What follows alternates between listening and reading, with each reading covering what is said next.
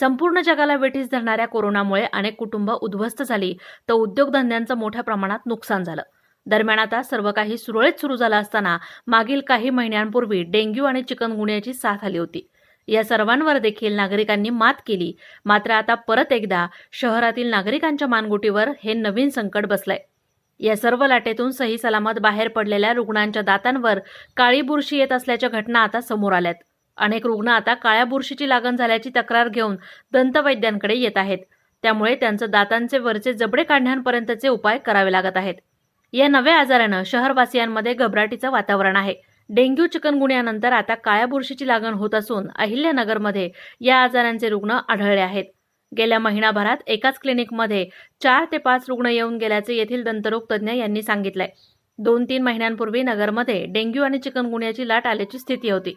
त्यानंतर यातून बरे झालेले अनेक रुग्ण आता काळ्या बुरशीची लागण झाल्याची तक्रार घेऊन येत आहेत। त्यामुळे त्यांचे दातांचे वरचे जबडे काढण्यापर्यंतचे उपाय करावे लागत असल्याचं देखील दंतरोग तज्ज्ञ म्हणालेत। दरम्यान कोविडच्या दुसऱ्या लाटेत काळ्या बुरशीची अर्थात म्युकरमायकोसिसची लागण झालेले रुग्ण वाढले होते। आता कोविड नसला तरी डेंग्यू आणि चिकनगुन्या होऊन गेलेल्या रुग्णांनाही काळ्या बुरशीची लागण झाल्याचं आढळून येत आहे। गेल्या महिनाभरात असे रुग्ण वाढल्याचं दंतरोग तज्ज्ञांचं म्हणणं आहे। असे काही रुग्ण नगरमध्येच तर काही रुग्ण पुण्याला जाऊन उपचार घेत आहेत। प्रशासनाकडे या आजाराची नोंद करण्याची केंद्रीय यंत्रणा उपलब्ध नाही, त्यामुळे रुग्णांची नेमकी संख्या समजू शकत नाहीये। मात्र दंतवैद्यांकडे महिन्यातून 4 ते 5 जण अशा आजाराचे रुग्ण येत असल्यानं त्यावरून अंदाज बांधला जाऊ शकतो। कोविड बरा झाल्यानंतर 2021-22 मध्ये अचानकपणे काळ्या बुरशीचे रुग्ण वाढले होते।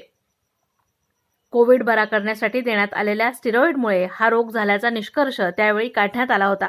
मधल्या काळात फारच कमी असे रुग्ण आढळत होते, मात्र गेल्या महिनाभरात पुन्हा अशा रुग्णांची संख्या वाढल्याचं दिसून येत आहे। प्रतिनिधी दीपक कासवा, अहिल्यानगर।